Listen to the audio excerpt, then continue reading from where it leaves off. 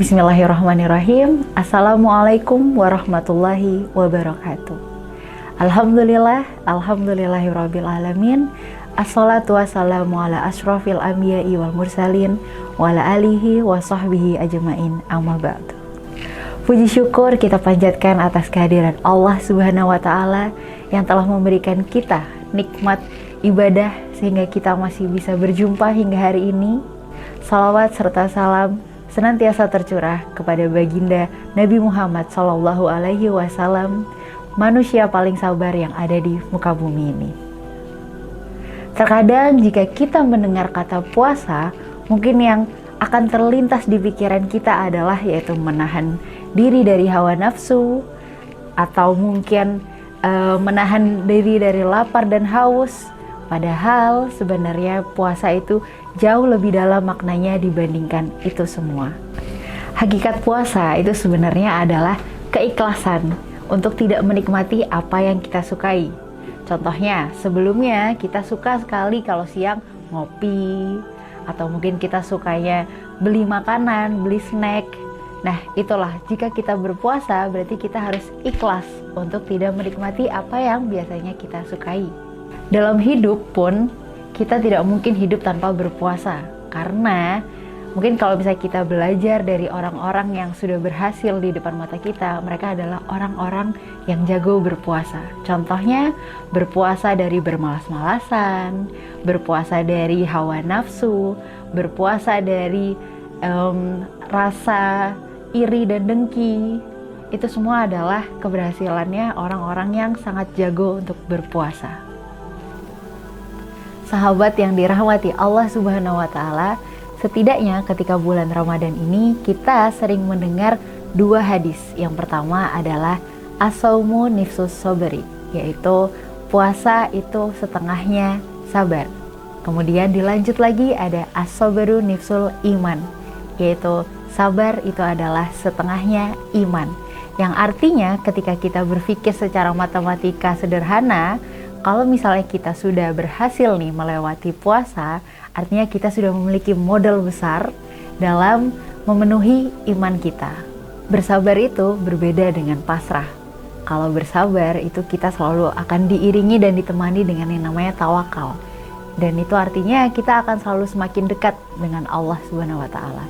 Sedangkan kalau pasrah itu adalah ketika kita sudah berada di titik puncaknya, di mana kita sudah tidak bisa mengharapkan apa-apa lagi selain berpasrah kepada Allah Subhanahu wa taala.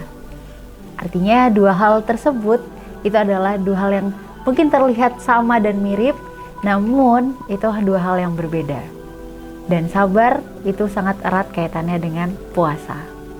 Sahabat yang dirahmati Allah Subhanahu wa taala, setidaknya dalam proses bersabar kita akan menghadapi 3 proses. Yang pertama adalah proses hati. Proses hati ini adalah ridho. Gimana sih caranya untuk ridho itu? Kita bisa mengutip dari Quran surat Ali Imran ayat 173, hasbunallahu wa ni'mal wakil, yang artinya cukuplah Allah sebagai pelindung. Setelah melewati tahap hati, kemudian kita akan masuk yang namanya tahap lisan. Di tahap lisan ini ada yang disebut dengan syakwa atau mengeluh berlebihan. Ini adalah yang harus kita hindari ketika kita ingin bersabar dalam menghadapi ujian. Kemudian agar kita bisa mencapai kesabaran lebih maksimal, kita bisa menggunakan zikir. Zikir apapun itu yang bisa menenangkan hati. Setelah melewati tahap hati, tahap lisan, kemudian kita akan masuk yang namanya tahap perilaku. Atau yang bisa kita artikan ini adalah sabar yang reflektif. Artinya di sini kita harus sudah mulai mengendalikan apa yang kita lakukan. Mungkin dari perilaku kita, dari aksi kita, kemudian dari kita menahan diri untuk tidak mengeluarkan emosi berlebihan. Itu adalah di tahap perilaku. Contohnya, sebagai contoh, ketika kita mungkin mendapatkan ujian seperti direndahkan oleh orang, atau mungkin mendapatkan fitnah, Itu di tahap pertama, yaitu tahap ridho, tahap hati, kita harus ridho dulu kepada Allah. Kita harus berserah dulu kepada Allah. Hasbunallah wa ni'mal wakil. Itu. Kemudian di tahap lisan, kita tidak boleh membalas ketika kita mendapatkan ujian itu. Ketika kita direndahkan, kita tidak boleh merendahkan balik. Ketika kita mendapatkan emosi yang berlebihan, kita tidak boleh membalas itu dengan berlebihan juga. Itu adalah di tahap lisan. Yang kemudian di tahap aksi, kita berikhtiar untuk menjadi yang lebih baik. Kalau tadi sebelumnya kita sudah belajar tentang proses bersabar, sekarang saya akan kasih 4 hal yang bisa menjadi pegangan dalam kesabaran ini. Oke, yang pertama adalah jangan terburu-buru, atau yang bahasa adat Jawanya itu adalah alon-alon waton kelakon. Jadi nggak apa-apa pelan-pelan, yang penting kelakuan. Kita ini hidup tidak sedang balapan dengan siapapun, karena yang paling benar adalah bukan siapa yang paling cepat, tapi siapa yang paling berkah jalannya. Yang kedua adalah menerima apapun yang terjadi. Ini sama halnya, mirip dengan proses yang pertama, yaitu proses ridho.